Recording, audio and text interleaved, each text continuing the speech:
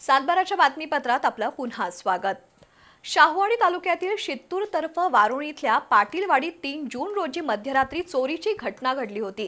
त्या टोळीतील 5 सराईत दरोडेखोरांना स्थानिक गुन्हे अन्वेषण शाखेच्या पथकाने सांगली जिल्ह्यातील आष्टा इथून अटक केली आहे। त्यांच्याकडून 2 चारचाकी वाहनं, 5 मोबाईलसह 5.5 लाखाचा मुद्देमाल हस्तगत केलाय।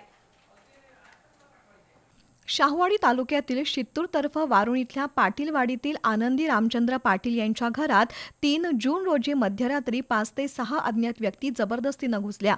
त्यांनी आनंदी पाटील यांच्या गळ्यातील मंगळसूत्र हिसकावून घेतलं। दादासो पाटील यांना मारहाण करून त्यांच्याकडील 9,923 रुपये घेऊन पलायन केलं। सीसीटीव्ही फुटेजमुळे वाहनाचा नंबर मिळाला। धाराशिव जिल्ह्यातील कुख्यात दरोडेखोर विनोद काळे याची ती कार असल्याचं तपासात स्पष्ट झालं। हा दरोडा सांगली जिल्ह्यातील संतोष कुऱ्हाडे याच्या मदतीने टाकल्याची माहिती मिळाली।